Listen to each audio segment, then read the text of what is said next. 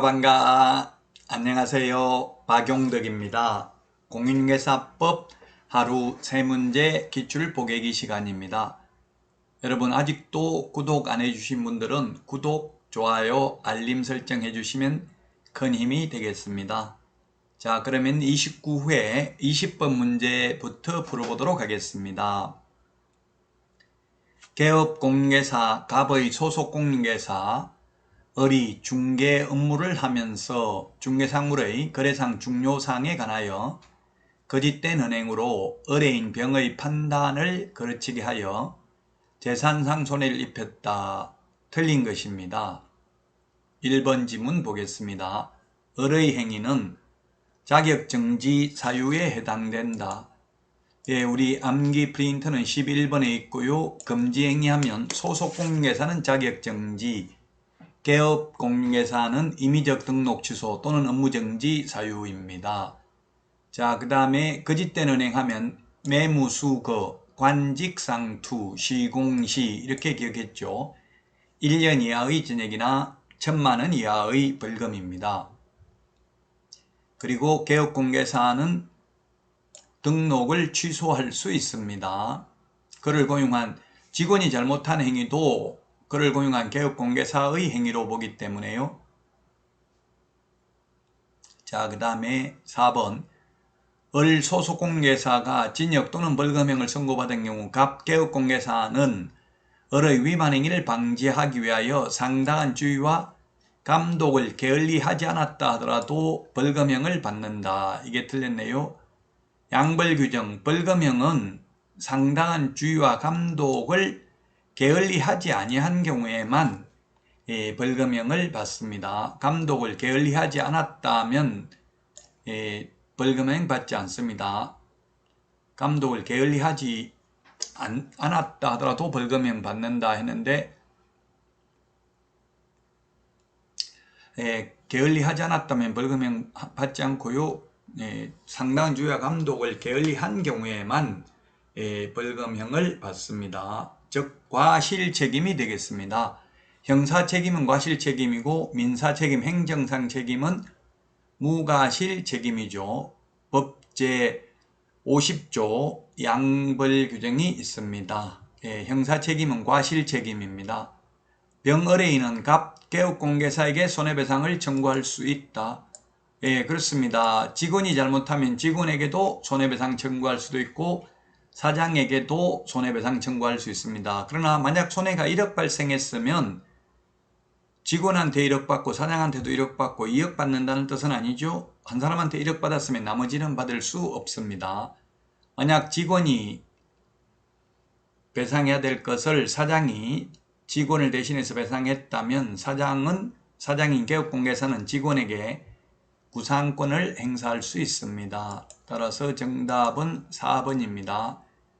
양벌규정은 개업공인중개사가 그 위반 행위를 방지하기 위하여 상당한 주의와 감독을 게을리하지 아니한 경우에는 양벌규정이 적용되어 벌금을 받지 않습니다. 4번이 틀린 정답이 되겠고요. 다음은 21번 문제 보겠습니다.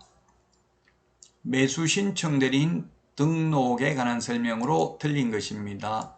매수 신청 대리인 등록 한 문제 시험에 출제되죠. 1번 매수 신청 대리인 등록은 공인중개사인 개업공인중개사나 법인인 개업공인중개사만 가능하고요. 소위 부칙개공은 매수 신청 대리인 등록할 수 없습니다. 그리고 2번 매수 신청 대리 위임을 받은 개업공인중개사는 공유자 우선 매수 신고를 할 수 있습니다. 3번 폐업 신고하여 매수 신청 대리인 등록 취소된 후 3년이 지나지 아니한 자는 매수 신청 대리인 등록을 할 수 없다. 이게 틀렸네요. 등록할 수 있습니다. 폐업 신고를 한 경우 죄지어 가지고 등록 취소된 게 아니잖아요.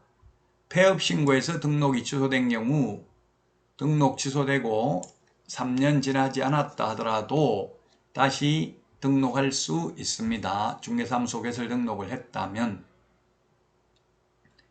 제지에서 등록 취소된 게 아니라 폐업 신고를 하여 등록이 취소된 경우이기 때문에 그렇습니다.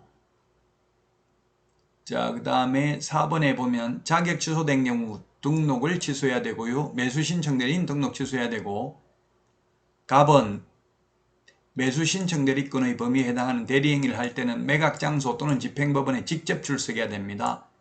개업공개사가 직접 출석해야 되고요. 법인인 경우 대표자가 반드시 출석해야 됩니다. 따라서 매수 신청 대리 실무교육은 대표자만 받습니다. 모든 임원, 사원, 전원 및 분사무소 책임자가 중개 실무교육은 받아야 됩니다. 그러나 매수 신청 대리 실무교육은 법인인 경우 대표자만 받는다는 점도 유념을 하셔야 되겠습니다. 답 3번입니다. 폐업 신고에서 등록 취소되면 등록 취소되고 나서 3년 지나지 않아도 됩니다. 자, 다음은 22번 문제입니다. 확인 설명에 관한 내용으로 틀린 것입니다.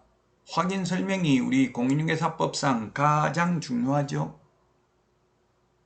갑은 중개가 완성되어 계약서를 작성하는 때에 확인설명서를 작성해야 되고요. 그 다음에 2번 확인설명서를 거래 당사자, 쌍방 모두에게 교부해야 됩니다. 설명은 취득 의뢰인에게만 설명하면 되지만 교부는 쌍방입니다. 그리고 중개보수 산출 내역 확인설명 해야 되고 확인설명서의 기재도 해야 됩니다. 자, 그 다음에 4번 갑은 임대, 매도 의뢰인이 상태에 관한 자료 요구에 불응한 경우 그 사실을 매수, 임차 의뢰인에게 설명하고 설명서 서식에 기재도 해야 됩니다. 설명도 하고 기재도 해야 됩니다. 따라서 기재할 의무가 없다 해서 X가 되겠네요. 불응한 경우에 그 취지를 매수, 임차 의뢰인에게 설명하고 설명서 서식에 기재도 해야 된다. 5번 갑은 상가 건물 임차인 임차권 양도 계약을 중개한 경우 양수 의뢰인이 상가 건물 임대차 보호법에 정한 대항력, 우선 면제권 등의 보호를 받을 수 있는지를 확인 설명할 의무가 있습니다. 따라서 4번이 틀렸습니다. 설명서에 만약에 불응하면 상태에 관한 자료 요구에 불응하면 그 취지를 설명도 하고 기재도 해야 됩니다.